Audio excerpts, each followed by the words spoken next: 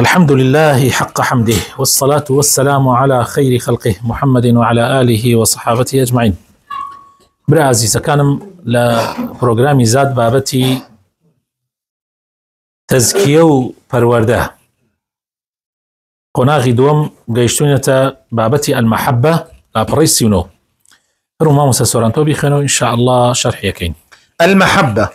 قرة عين المحب ولذته ونعيم روحه في طاعة محبوبه، بخلاف المطيع كرها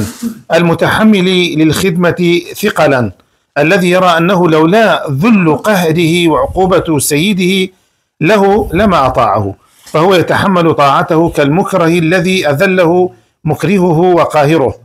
وأما المحب الذي يعد طاعة محبوبه قوتا ونعيما ولذة وسرورا، فهذا هو الذي يعمل بدون توان ولا كلل، ويسعد في دنياه وأخراه. خوشویستە كانم بالبلي تشاوي همو خوشويستك ولذته تشيجي الروحي همو خوشويستك لطاعته جرايلي خوشويستك آياتي ببيتشواني كسيك حزد كسينك خزمت كردني أو كسوكو باروايا بسرشانيوه زور حزي يعني وكو شون بلاي حزب ديتني ناكا تجاب خزمتي بكا اگر ناچاري نبي زور وزبر نبي لترسي سزايا نبي حرقيس خزمتي السيداكي خوي ناكا كوابو او كسي كسيكي خوش بي خوشوي سيكوا اكا كأم طاعتي بكا اصلا طاعتك وخدمتك وجرايليك او فرشيش خوشيو تشيج لا خوشوي لا خدمتك الدنيا ابيني تشيج لا خدمتك الدنيا ابيني كاتي خدمتك كاتي بقصيك كاتي اصلا حزك بابا تسريع بلا ما قال قيند لك سيبه والله بارشت بيدنا خوش خدمتك بويا فرقي بيني محب لقل مكرهه اويا. المحبة في اللغة ميل القلب للشيء ولزومه وهيجانه إليه. لزماني عربية محبتي يعني شي يعني ضلت ميلي هي بولاي كسيك بولاي شتيك و هاتي تتكل بولاي يعني هيجان يعني أو فري بكل وأروي تدميوه بدمي أو كسوك كخوشت أبي أو معناي لغوية كيت. والمحبة في الاصطلاح ميل شغاف القلب إلى الله تعالى وإيثاره على غيره. زناني تزكية وتربية ألين محبة لاصطلاحي علماء يعني لو اصطلاحي أوانا شيء أويا كميلي ضلت هي بولاي خواي پروردگار و خوا أدي بسر حموش تكاني ميلي ضلت هي بولاي خوا وإيثاري خواك يعني خوا أدي بسر حموش تكانا أو بيوتري محبة مرة. حكم المحبة إلى الله عز وجل. حكم محبة الله عز وجل: محبة العبد لربه فريضة شرعية على كل أحد، لا يتركها إلا ظالم لنفسه جاهل محروم. قال تعالى: قل إن كان آباؤكم وأبناؤكم وإخوانكم وأزواجكم وعشيرتكم وأموال اقترفتموها وتجارة تخشون كسادها ومساكن ترضونها أحب إليكم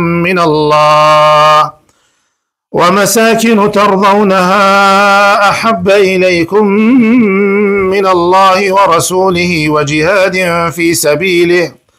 فتربصوا حتى يأتي الله بأمره والله لا يهدي القوم الفاسقين. فتوعدهم الله عز وجل على تفضيل محبتهم لغيره على محبته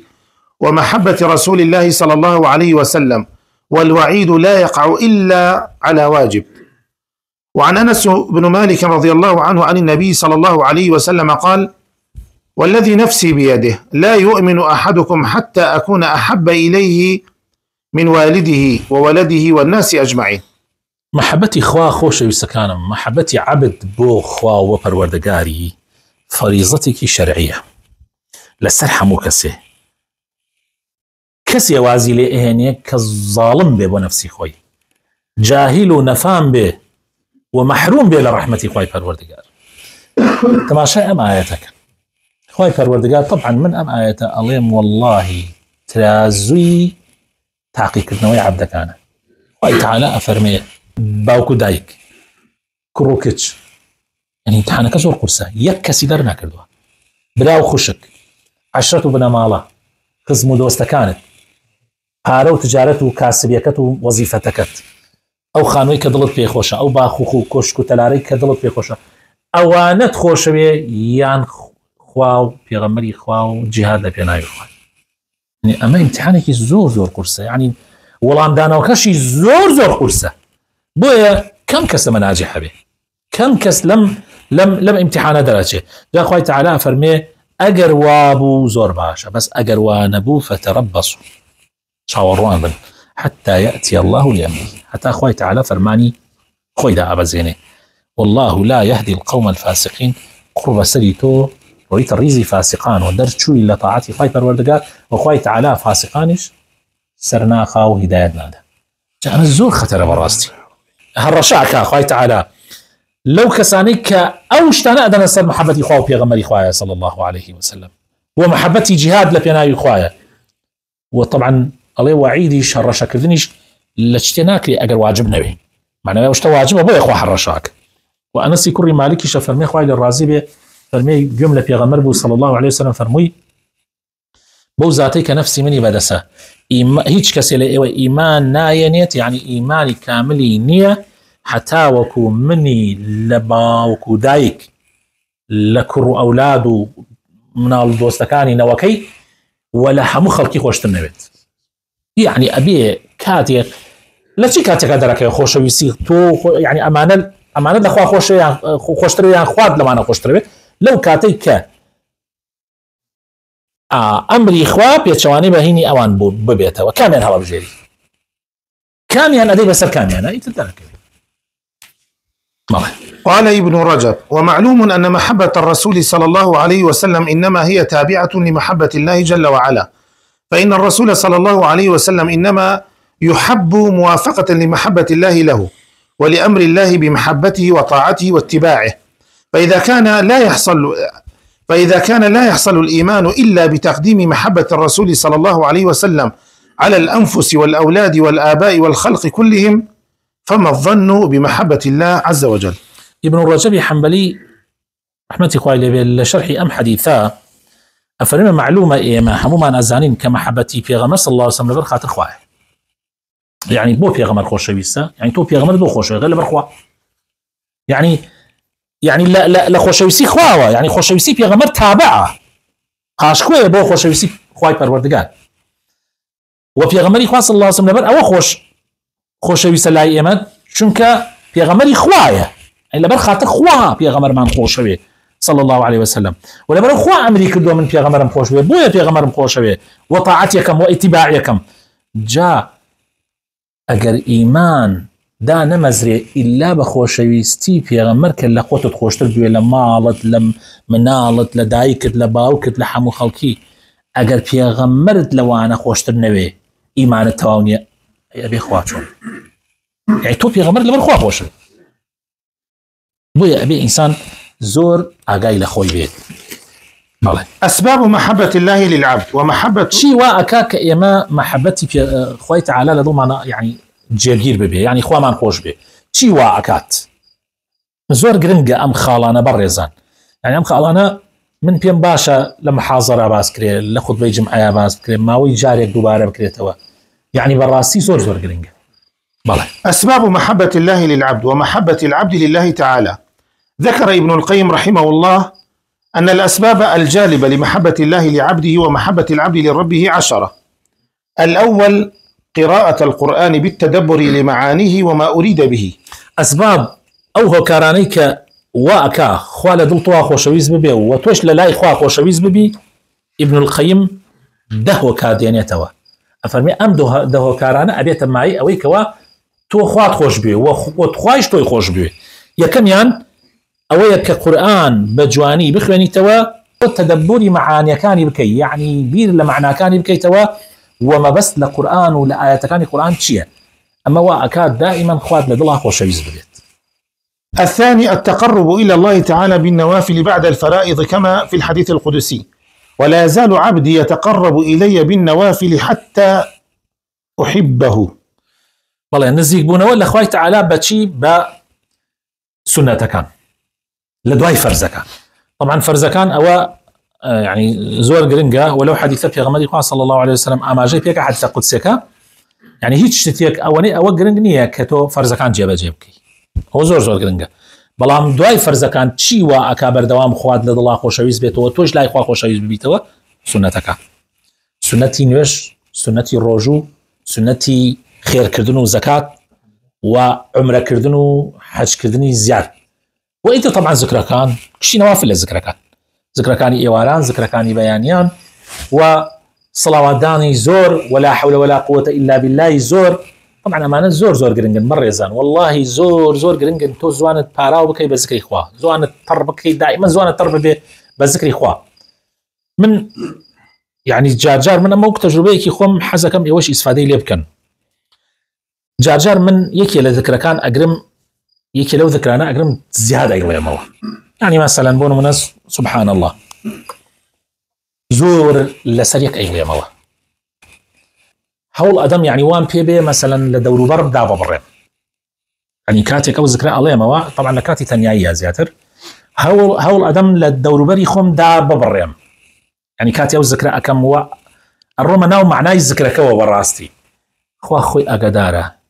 هیچ لەزەتێکم نەبینی ئەوە چێژدار بێ، هیچ لەزەتێک نییە لەم دنیاە ئەگەر حەزەکەن لەزەت ببینن. ئیسا خەڵک هەیە لەبەر ئەوەی ئەوێ لە مەشاکلی دنیا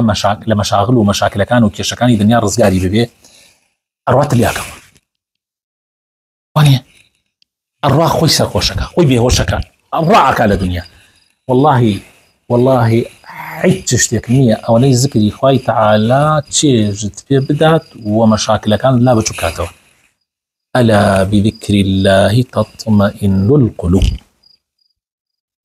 بويا ذكري بقرا هر كاتبه طاقت بي بون لا حول ولا قوه الا بالله نقرا وازي لمينا زور بي يروا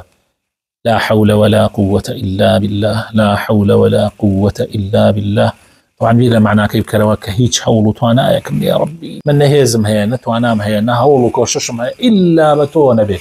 واما بلينا ببينت شي لزتو تشيجي طبعا زور بيليروا هروها صلوات سفي غمري خاص الله تصور كان صحابي وهبوا هر لبياني وهر لإيواروا كشون يجي كردوا يعني تصاوا شون يجي صلواتي داوا هر صلوات حتى بياني يعني حس صلواتي بس صلواتي داوا انا بيت شي يجي كي لبيني بي يعني بيت شي لذته يبيني في غمري خاص الله سفرمي حركسي او حديثي ابي كل ركعه هي لسروا فرمي في غمري خوا من شوان خلصم يعني عبادتكم چنيك لذكر كان بو صلوات دانم يعني چنيكي چن باشي بو ذكر بو ان كان دانم اگر ربعكي دانم باشا في غمري خوا صلى الله عليه وسلم فرمي چاكا اگر زياتري بكي باشتره فرمي اگر نيوي صلوات به باشا فرمي چاكا اگر چاكتري كي باشتره بو خول باشتره فرمي اگر دول سرسي دانم بو صلوات چاکە فەرمووی ئەگەر زیاتری کەی باشتر فەرمووی ئەگەر هەر هەمووی بکەم بە سەڵاوات هەر هەمووی بکەم بە سەڵاوات فەرمووی پای گەورە لە گوناحەکان بخۆشە بێ و هەموو خەفەتەکانشت لەسەر لە ئاچی و ئەمە تەوان تەجروبەش کراوە بڕاتان هەبێ بە تەجروبە خەڵکێکی زۆر ئەمەی جێبەجێ کردو هەبووە مناڵی نەبووە یعنی هەڵساوە سەڵاواتی داوە ماوەیەک لەسەر ئەم سەڵاواتە بەردەوام بۆ خوای پەروەردگار فەرەجی وە ناردووە هەموو خەفەتێکەی لەسەر رابردووە والحمد لله رزق الروزي داوى بمنالي صالح. وطبعا ما هي قرزار بوها هي قرن تجربي بكن وبقرن برسياليش كان يعني زور قرنقة تولى سر يكذكر بردوام بي وغرق ببي لناوية يعني مرة الناو أو ذكروا حق لا يكي ببي نبزانم چنة تامي هي چنة تشيجي هي چنة خوش شويسي خوالة دلتا زيادك. الرابع إيثار محابه على محابك عند غلبات الهوى. حزق السيمش بخينه الثالث دوام ذكره على كل حال باللسان والقلب والعمل والحال، فنصيبه من المحبة على قدر هذا. بردوام ذكر كردن عليه بزمان بدل بكردار بحالة شنيك ذكر بكي أو أندب محبتي إخوانه دلتها زيادة هتقولوا هرواية طيب ستو هر كسيك شنيا بيبينيت وشنيا بعسيكي لدلتها زيادة خوش يوسف ستو لنا من على كانت كم من على زور لقلطاية زور دائما بيريكي دائما حزكي بيبيني دائما بعسيكي ولا لا هذا خوش يوسف يعني هرواية شو هرواية يعني مقصد مليل أوي شنيا باسي إخوانك أو نجل الله بعسكا خوش يوسف على دلتها زيادة بالله. الرابع إيثار محابه على محابك عند غلبات الهوى. جاري واحد حزيك تهيتو وخواش حزيك هي يعني خوا داوي اشتكي لك كردو حزي بما يا اخوا على اخوا حزي ليتي اما بكي توش حزي لاشتكي ترى زور حزي لاشتكي رد جي هنا كان اخوايا او اشتكي اخوا خوشي به تو هنا كي اخوا بيت السنه لما خاطري خو ما خوايا بخوا زور حزم ليتي بلام لما خاطري اويك تو حزل لوانيه حزل لما كتربن او لما خاطري تو انك والله تشيج ولا زتي دايبتي خويا برادرك ايوت من بتجربتكم جاري بابا تجربه كردوها لحالتي ضعيفيه او ايوت مثلا كسكاتو دكاني عفرتاني بوش عفرتاني جاري بابا عفرتي كي جوان عطوت ناو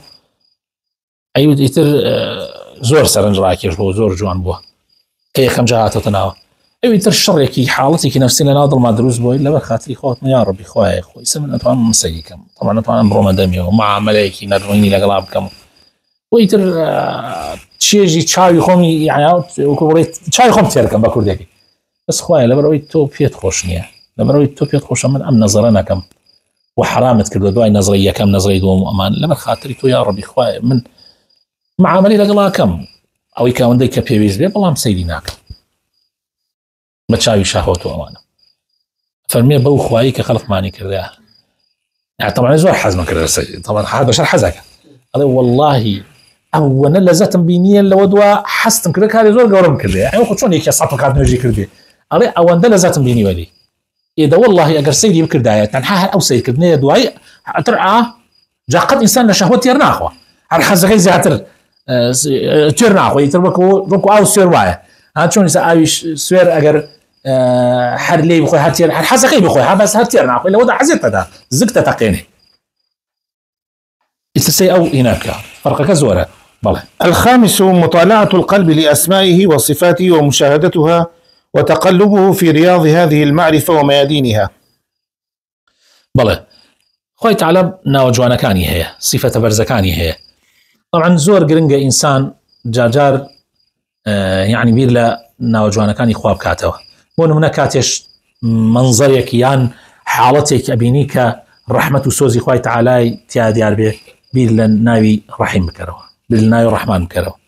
كاتيك بون منا خوي تعالى درجاي رزق دي أكاتوا بير كروك عمل العين رزاق ويا يعني خوي تعالى كدرجاي خير يكد لي أكاتوا بس أنا عمل العين فتاح ويا الفتاح يعني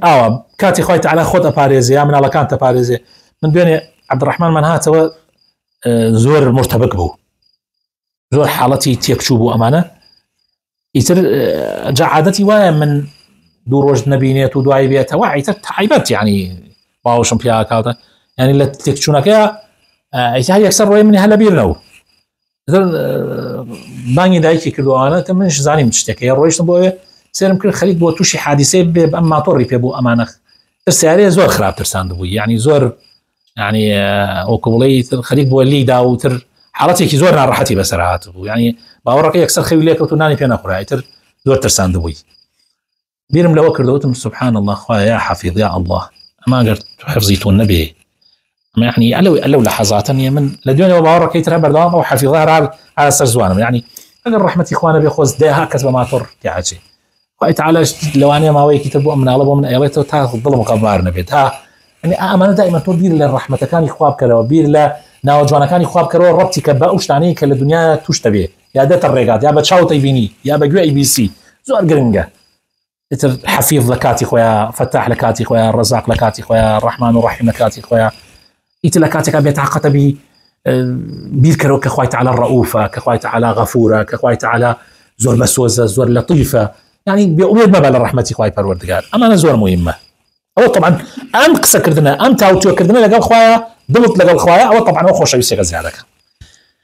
السادس مشاهدة بره وإحسانه ونعمه الظاهرة والباطنة. طبعا هلا سر أو خالا أمره خوش كيني كي من نسيبو ناميك، يعني ناميك نسيبه مثلا من حالتك آوا وكيشمان يو لقل ميردا كما ولقل مالي، يعني كشيك عائلو خيزان يعني ما مساجان كسم نية لم دنيا إلا وقبلي بنا بمدة كمنش جاء أوان بيوتر وتم خوشكم يعني بنا برتنها الله، يعني تو لو أنا يسد من بسيقسية بكم هنيك ضلت خوشك، يعني مثلا في ظلمة الدنيا هرواية وكيشي تيايا وبيسي بالصبر وبيسي وجاي الصبر بقري، وإن شاء الله خوي تعالى كيشكتان حلقة والدنيا هر برلا مشاكل أم بابتان أمتواني أو ظلم يعني ووتيشم يعني، بس أماني من مسكنة تنها مسكنة أويك شارسري حقيقية، أويك بناهندي راسقيني الله تو أجر خوتت بس أخوي پروردگارەوە هەموو کێشەکان لا بچووکەوێتەوە. تو برادرێک لە سمودا لەم هەفتە وتی مامۆستا من لە نوێژی بیانیە فڵانە کەس لەگەڵ مابوو، ئیتر من ڕۆشتمەوە مۆبایلەکەم داخست و ئەمانە لە 11 سام سەیری فەیسبووکم کرد، سەیرم کرد نووسرا فڵانە کەس خۆی کوشتووە لە نوێژی بیانیە بەیەکەوە. مامۆستا ئاوا تێقشونی وەڕۆهات و بەلای من مامۆستا ئاوا تە فەقیرە زۆر ئاسێکە. وتم بەڕێزم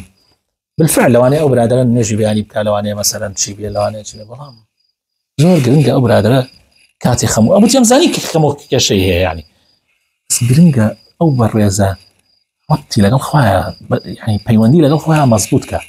زو يما حرشي كشا معنى أويا لقل خوايا بين مان لقل خوايا لقبي لق جار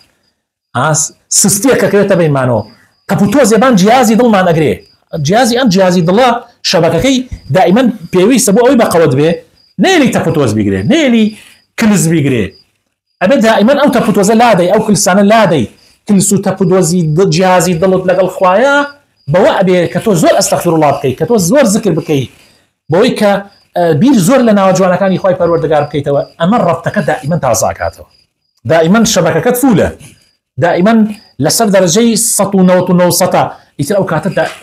بطاقت نابي يعني لبر خاطر كيشي بروي خود بخوشي لبر خاطر حالتك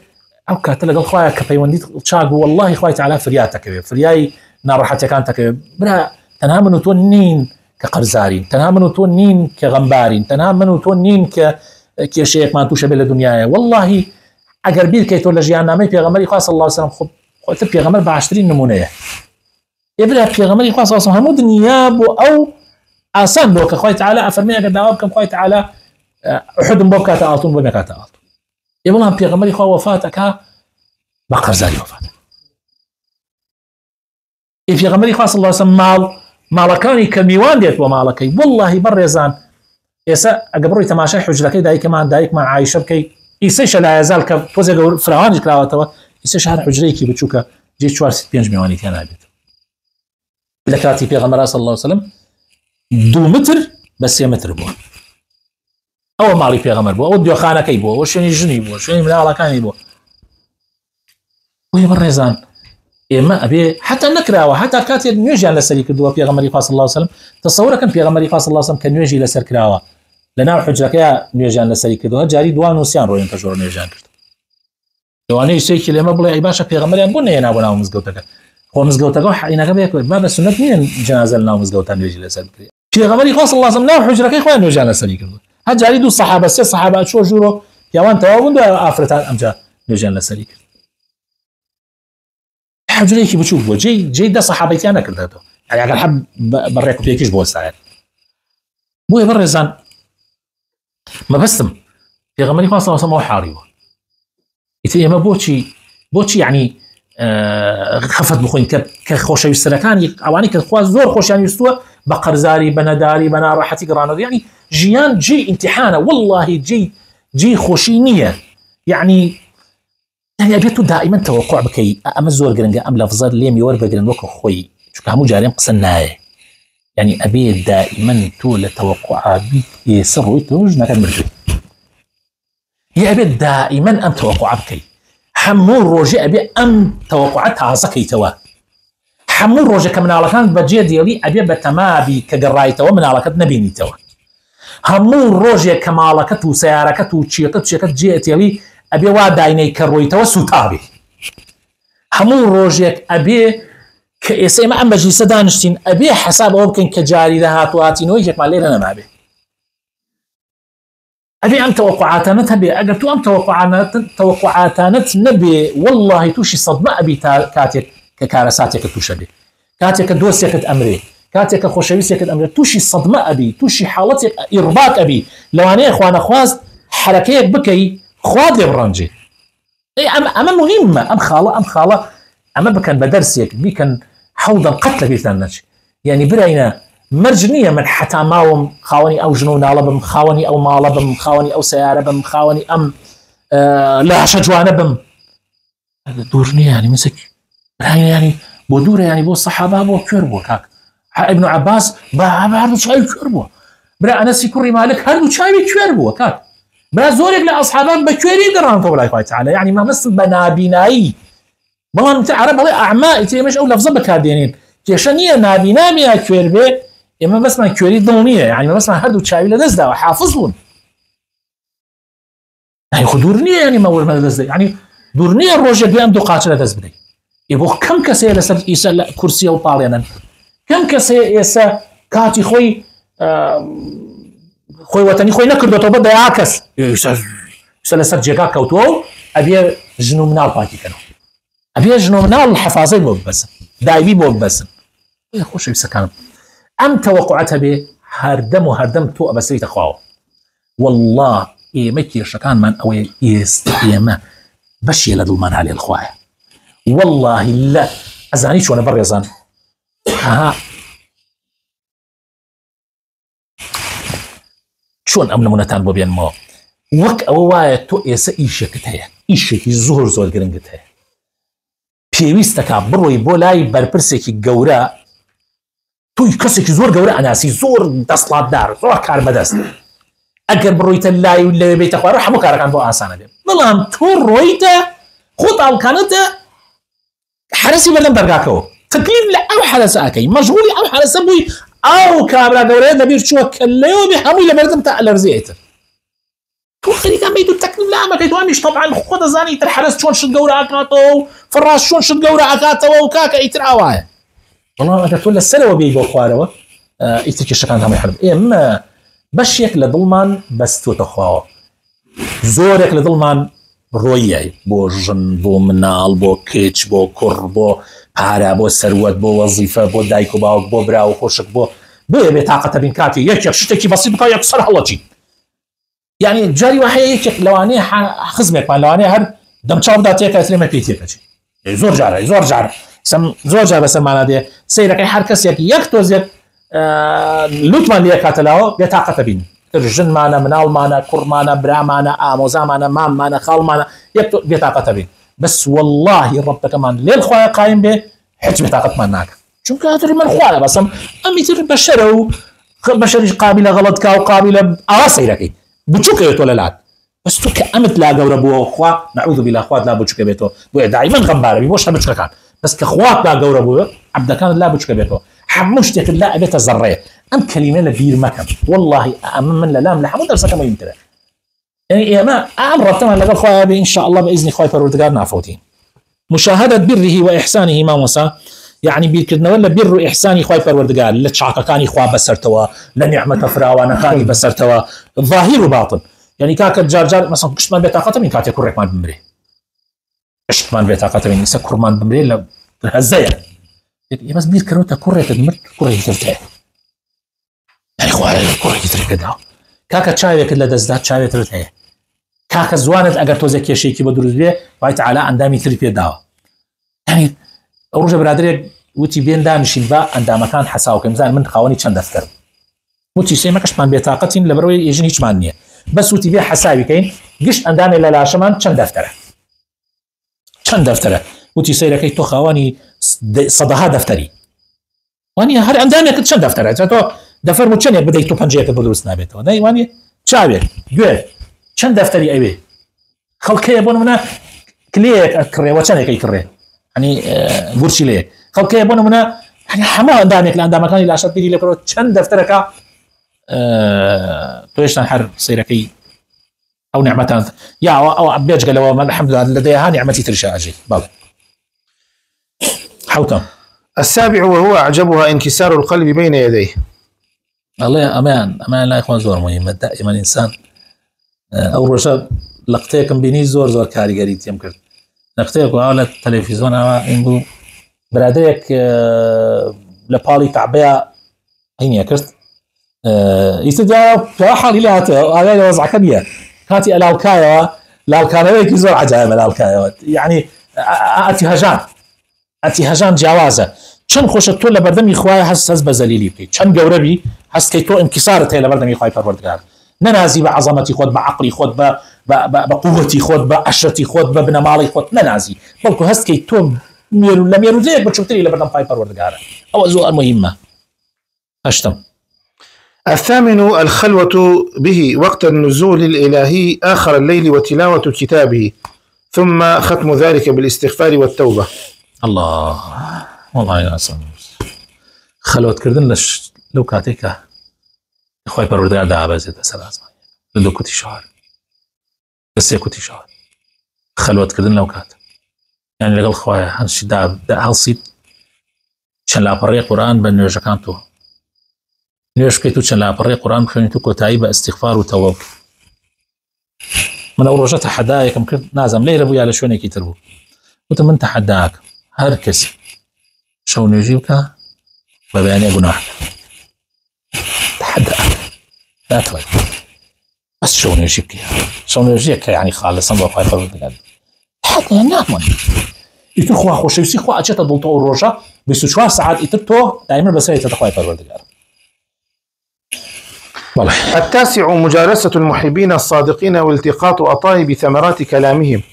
ولا تتكلم إلا إذا ترجحت مصلحة الكلام وعلمت أن فيه مزيدا لحالك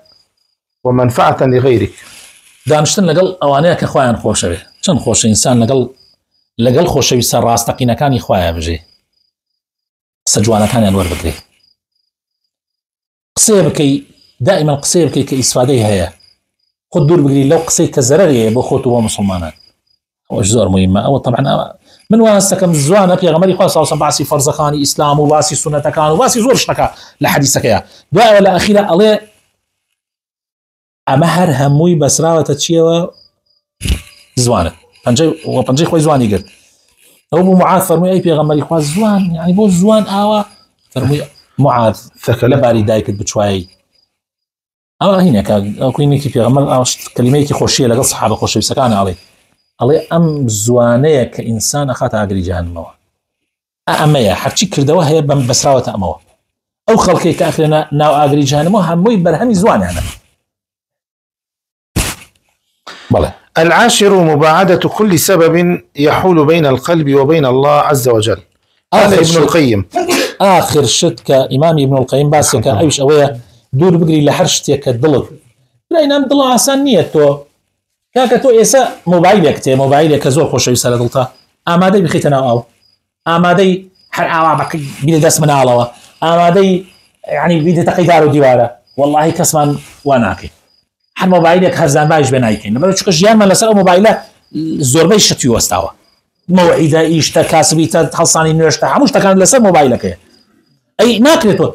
تو أم ضل خوي تعالى آخر ضل أصلا برزان ضل يعني مليك يعني حمود جستيتو ضل يا معقول لي أم ضل بيربي كما حمود كنو كوش بينك يعني ناكل ولا كاكاي بيبين فارزي لحرش أنا كزاني ضل الزرر كان مرة بوش أنا لحرش أنا كزاني ضل هلا خطريات ملك مرة وش أنا إنما كبوش أنا ابن القيم الأخيرة فرمتشي قال ابن القيم فمن هذه الأسباب العشرة وصل المحبون إلى منازل المحبة ودخلوا على الحبيب. ابن القيم أفرمي ألم دهو كاروا خلقي جيشتنا منازلي محبتي خواه وتشون لاي حبيب ألم درجا أم درجاو أم درجايا أم دهو كاري وأكم خوشويساني خواه يرز ببن أواني كخوان خوشوي أم دهو كاري عن قرتبر وأوانيش كخوا خوش يعني هر أم له كاريان بالتبر. يا ربي خوايا وخاتنا وجوانا كان يخوت خوش يسي خوت قرية المال يا ربي. اللهم إنا نسألك حبك وحب من يحبك وحب عمل صالح يقربنا إليك يا رب العالمين. سبحان ربك رب العزة عما يصفون وسلام على المرسلين والحمد لله رب العالمين.